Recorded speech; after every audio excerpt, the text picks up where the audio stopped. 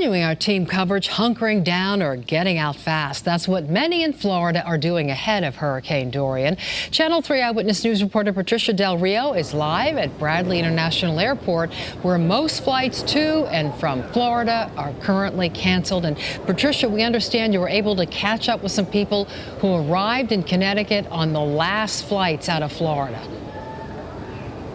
Yeah, we did, and boy, were they so happy to be here. Many of them were afraid that they were going to get stuck down there for an indefinite period of time. Take a look at the arrival and departure board, and that kind of tells a lot of the story here. You can see on the arrival side, Orlando canceled, Fort Lauderdale canceled, another Fort Lauderdale canceled. There apparently is one from Orlando due to come in around midnight tonight. We'll see if that still sticks. And then on the departure side, again, Fort Lauderdale canceled, and Orlando canceled. There is one last flight going out to Orlando at 7:20. We spoke to a couple just before we got on air, and they said that they switched from the Spirit flight, since that was canceled, to the Orlando. And they don't want to go on camera, but they're off camera. But they are saying to me they are so happy that they are able to get back home because they're concerned about their home back in Florida.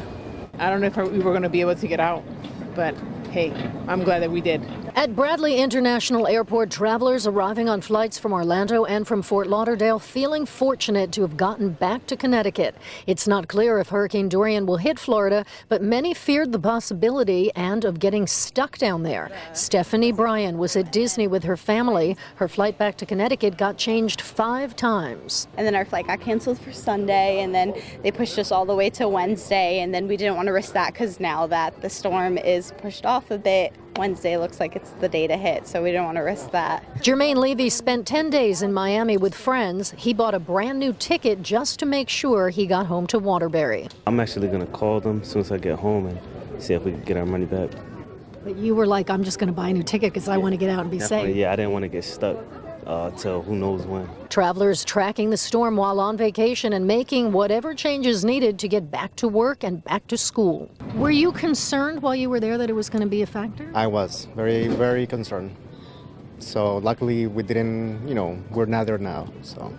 Yeah, no kidding, because if you had waited longer, you might not have gotten a flight out, right? Definitely. I didn't want that, especially with kids.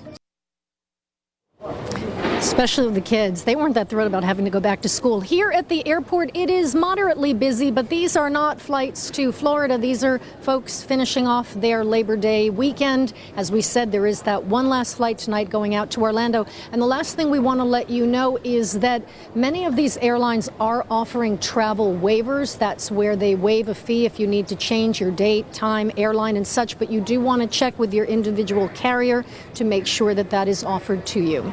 We're live at Bradley International Airport. I'm Patricia Del Rio, Channel 3 Eyewitness News. Thank you, Patricia. If you want to stay on